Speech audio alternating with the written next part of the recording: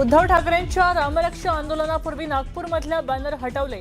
शिवसैनिक आणि पोलिसांमध्ये जोरदार बाचाबाची.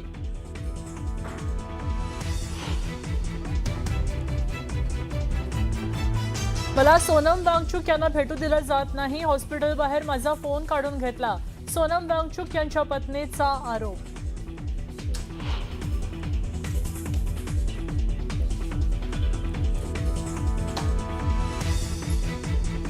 सोनम वांगचुकला हॉस्पिटलमधनं सोडलं नाही तर लॉंग मार्चचे नेतृत्व मी करणार. सोनम वांगचुक यांचा पत्नीचा निर्धार.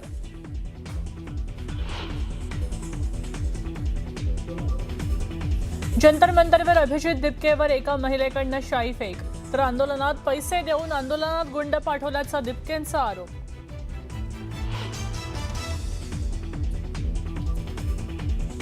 धर्मेंद्र प्रधान यांच्याकडे असं काय सोनं लागलं त्यामुळे त्यांचा राजीनामा घेत नाहीत. उद्धव ठाकरेंचा केंद्र सरकारला सवाल.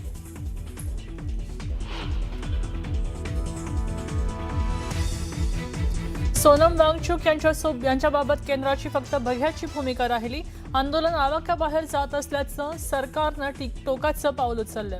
शरद पवारांचा केंद्र सरकारवर टीका.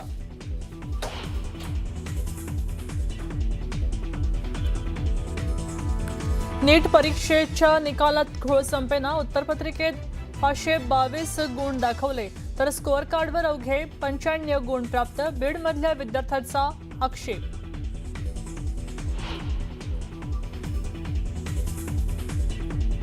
बिश्नोई टोळीकडनं आमिर खानला धमकी. लव्ह जिहादचा आरोप करत परिणाम भोगण्यास तयार राहण्याचा इशारा.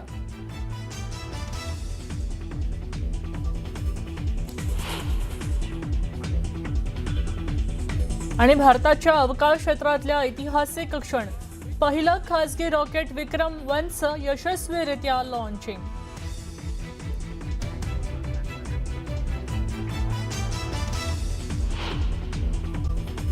कॉकरोच जनता पार्टी मुंबईमध्ये निषेध आंदोलन करणार आहे. सीएसएमटी स्थानकाबाहेर थोड्याच वेळामध्ये हे आंदोलन होणार असल्याची माहिती मिळते आहे. सीएसएमटी स्थानकाबाहेर पोलीस बंदोबस्त देखील वाढवण्यात आलेला आहे. या आंदोलनाच्या पार्श्वभूमीवर कुठलाही अनुचित प्रकार घडू नये यासाठी, गोंधळ निर्माण होऊ नये यासाठी पोलीस बंदोबस्त वाढवण्यात आलेला आहे. विद्यार्थी आणि तरुणांना आंदोलनात सहभागी होण्याचं आवाहन करण्यात आलेलं आहे. राजकीय पक्षही या आंदोलनात सहभागी होण्याची शक्यता आहे. सीएसएमटीच्या बाहेर हे आंदोलन थोड्याच वेळामध्ये सुरू होईल असं बोललं जात आहे. थोड्याच वेळात हे आंदोलन सुरू होणार आहे. मुंबईमध्ये कॉकरोच जनता पार्टीच्या वतीनं निषेध आंदोलन केलं जाणार आहे. सीजेपीच्या वतीनं मुंबईमध्ये हे निषेध आंदोलन होणार आहे. सीएसएमटी स्थानकाबाहेर थोड्याच वेळामध्ये हे आंदोलन सुरू होणार असल्याची माहिती मिळते आहे. आणि त्याच पार्श्वभूमीवर सीएसएमटी स्थानकाबाहेर पोलीस बंदोबस्त देखील वाढवण्यात आलेला आहे. विद्यार्थी आणि तरुणांना या आंदोलनात सहभागी होण्याचं आवाहन करण्यात आलेलं आहे. राजकीय पक्ष देखील या आंदोलनात सहभागी होण्याची शक्यता आहे. यानंतर पुढची बातमी पाहूया. गोंदिया जिल्ह्यामध्ये सलग दुसऱ्या दिवशीही अनेक भागांमध्ये पावसाचा जोर कायम आहे. जोरदार पावसामुळे गोंदियातील धरणांच्या पाणी पातळीत वाढ झाली आहे. पावसाला सुरुवात झाल्यामुळे रखडलेल्या धान पिकाच्या लागवडीला वेग आलाय. जुलै महिन्याच्या सुरुवातीला पाऊस आल्यानंतर मध्यंतरी 10 दिवसांपर्यंत पावसानं दडी मारली होती. मात्र पाऊस सुरू झाल्यामुळे शेतकऱ्यांमध्ये आनंदाचं वातावरण पाहायला मिळत आहे.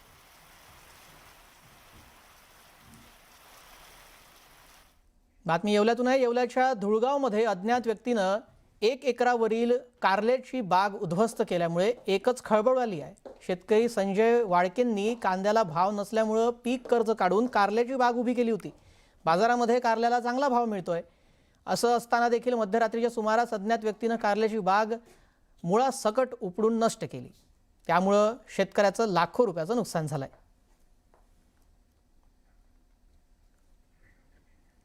तर तिकडे बुलढाणा जिल्ह्यामध्ये बहुतांश ठिकाणी सोयाबीनचं बियाणं उगवलं नसल्यानं शेतकरी मोठ्या संकटात सापडला आहे. संग्रामपूर तालुक्यातील निपाणा गावामध्ये रवी सीड्स कंपनीच्या उन्नती वाणाचं बियाणं हे उगवलं नसल्याचा आरोप शेतकऱ्यांनी केला आहे.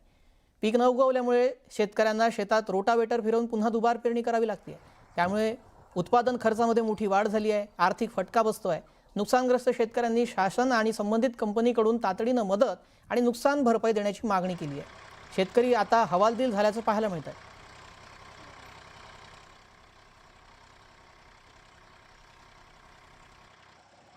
मी माझ्या शेतामध्ये रवी कंपनी ही 4 बॅग सोयाबीनची लागवड केली होती. त्याच्यामध्ये फक्त 20% सोयाबीन माझ्या शेतामध्ये उगवलं आहे. आणि या बोगस बियाण्यापासून खूप शेतकरी आमच्या निवारा गावामध्ये त्रस्त झाले आहेत. तरी याचा विल्हेवाट लावण्यासाठी आमच्या तालुक्यामध्ये कृषी अधिकारी हा नेमण्यात यावा व आमचं न निघालेलं बियाणं हे कंपनीकडून आम्हाला 50,000 रुपये मदत द्यावी ही आमची विनंती आहे सरकारला. आणि आमच्या संग्रामपूर तालुक्याला त्वरित कृषी अधिकारी द्यावा ही विनंती आहे. तुमचे पाल्य कोचिंग क्लासला जात असेल तर ही बातमी तुमच्यासाठी फार महत्त्वाची आहे. मुंबईमध्ये एकेकाळी प्रसिद्ध असलेला महेश ट्युटोरियल्स कोचिंग क्लास अचानक बंद करण्यात आलाय. कुठलंही कारण न देता क्लास बंद केल्यानं विद्यार्थ्यांचं नुकसान झालंय. महेश ट्युटोरियलच्या चेंबूरच्या शाखेमध्ये शिक्षकांना राजीनामा देण्यास सांगितलं. राज्यातील तब्बल 33 शाखा बंद झाल्या आहेत. यामुळे जवळपास 3,000 विद्यार्थ्यांची फसवणूक झाल्याचा आरोप करण्यात येतोय. महेश ट्युटोरियल्सच्या अधिकाऱ्यांनी अरिहंत अकादमीच्या व्यवस्थापनाची भेट घेऊन आपल्या विद्यार्थ्यांना त्यांच्या शाखांमधून सामावून घेण्याची विनंती केली. महेश ट्युटोरियलच्या संस्थापकांनी अधिकाऱ्यांना पालकांची बैठक घेऊन क्लास बंद होत असल्याचं सांगितलं. दरम्यान हे प्रकरण काय, महेश ट्युटोरियल्स बंद का पडलं, त्या संदर्भातला तपशील ग्राफिक्सच्या माध्यमातून आपण पाहूयात. राज्यातील 33 शाखा बंद झाल्याची माहिती देण्यात आली आहे. चेंबूरमधील शिक्षकांना राजीनामा देण्यास सांगितलं. अंधेरीची ब्रांच 4 दिवसांपूर्वी बंद करण्यात आली. विद्यार्थ्यांना अरिहंत कोचिंग क्लासमध्ये शिफ्ट करण्यात आलं. 3,000 विद्यार्थ्यांची फसवणूक केल्याचा आरोप यातून केला जातोय. या महेश ट्युटोरियल्समध्ये शिकवणाऱ्या शिक्षकांचंही यात नुकसान झालंय. कोणतंही कारण न देता अचानक क्लास बंद करण्यात आले.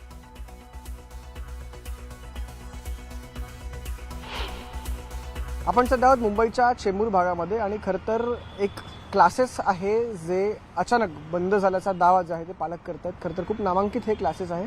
महेश ट्युटोरियल्स असं या क्लासेसचं नाव आहे. 1988 पासून खरं तर देशभरात हे क्लासेस जे आहेत ते सुरू होतात. म्हणजे शाळकरी मुलांपासून अगदी कॉलेजपर्यंत हे क्लासेस जे असतात ते विद्यार्थ्यांना जे आहे ते कोचिंग देतं. पण अचानकपणे हे क्लासेस बंद झाल्याचं नोटिफिकेशन पालकांना आलं आणि एका दुसऱ्याच क्लासेसनी यांच्या मुलांना शिकवण्यासाठी जी आहे ती त्यांनी पुढाकार घेतला आणि त्यांच्या क्लासेसमध्ये आता यांची मुलं शिकतील असं देखील सांगण्यात आलं. माझा मुलगा तो इकडे म्हणजे आम्ही गेल्या वर्षीच त्यांना ॲडमिशन घेतात 9th आणि 10th साठी आणि फी वगैरे संपूर्ण ॲडव्हान्स फीज घेतात हे लोक. काही लोकांना ब्रेकअपमध्ये किती फी घेतली होती? काहीतरी 85 का 90,000 काहीतरी होती. पुढे हां. आणि आता एवढे म्हणजे एप्रिलपासून 10th पण क्लासेस चालू झाले आणि आता अचानक आम्हाला त्यादिवशी मेसेज आला की इकडे मीटिंग आहे, बोलवलं आणि नंतर सांगितलं की म्हणजे उद्यापासून क्लासेस बंदच आहेत टोटल. आम्हाला आधी पण काही टीचर्स लोकांकडनं कळत होतं की या लोकांना सॅलरी वगैरे नाही मिळाली वगैरे असं. बरं, मला सांगा की मेसेज कोणी केला होता? व्हॉट्सअपवरती आला होता, फोन आला होता, कोण होती समोरची? व्हॉट्सअपवरती मेसेज आलेला, MT मधून आलेला आम्हाला मेसेज की मीटिंगसाठी आहे आणि आमचं असं असं. इकडे आल्यावरती ते पण कळलं की उद्यापासून संपूर्ण बंद आहे. कोचिंग क्लासेसचा पुन्हा एकदा हा विषय आता ऐरणीवरती आलेला आहे की एका रात्रीत कसं काय क्लासेस बंद होऊ शकतं किंवा गेल्या 4-5 दिवसांमध्येच खरं तर हे सगळं घडलेलं आहे. त्याच्यामुळे हा मुद्दा खूप जास्त महत्त्वाचा आहे. नेमकं आता ह्याच्यामध्ये पुढे काय होतं, यांना कोणत्या प्रकारे न्याय मिळतो हे पाहणं खूप जास्त महत्त्वाचं आहे. रमेश भट यांच्या संधी संकेतवर न्यूज 18 मराठी, मुंबई. या सर्व विद्यार्थ्यांच्या मानसिकतेवर गंभीर परिणाम झालेला आहे. या संदर्भात दादा भुसे यांनाही निवेदन दिलेलं आहे. मात्र अद्याप त्याच्यावर कुठलीही जबाबदारी निश्चित करून राज्य सरकारने कारवाई केलेली नाही. मुळात या सर्व विद्यार्थ्यांना आपण पुढे कुठल्या ठिकाणी देणार आहात क्लासेससाठी याची कुठलीही निश्चिती नाही. या विद्यार्थ्यांचा शुल्क परतावा परत मिळणार आहे का याची कुठली निश्चिती नाही. दरम्यान महेश ट्युटोरियल्सच्या अधिकाऱ्यांनी अरिहंत अकादमीच्या व्यवस्थापनाची भेट घेऊन आपल्या विद्यार्थ्यांना त्यांच्या शाखांमध्ये सामावून घेण्याची विनंती केली होती. त्यानंतर अरिहंत अकादमीनं देखील याला होकार दिलाय अशी माहिती व्यवस्थापकीय संचालक अनिल कपाशी यांनी दिली आहे. ऐकूया. महेश ट्यूटोरियल से किसी ने आपसे सामने से कुछ कम्युनिकेट उन लोग के सभी उनके सीनियर पीपल आए थे मेरे ऑफिस में sir. They came to me. Okay, they came to me. फिर उनके कुछ ग्लोबल सीईओ है, दे आल्सो मेट मी हाँ, एंड दे अच्छा. हेल्प मी कि सर कुछ हेल्प करो ये बच्चे लोगों के लिए, इफ यू कैन हेल्प हाँ. Us, because they know it. We are the only one person who can help them because we हाँ. Are having centres across Mumbai. Across तो हमने Mumbai, क्या हाँ, किया, Arihant is a हमारे big टीम के name right now, no बच्चे, doubt, हाँ. तो हम लोग ने क्या किया, जेई नीट के जितने भी हमारे बैचेस के साथ हमने हमारे बच्चे को बैठा दिया, उनको नोट्स दे दिया, हमने हमारी टेक्नोलॉजी दी, हमने हमारा ऐप दिया. अभी सर मेरे लिए तो उन बच्चों का 10th और 12th board is most important for me right now.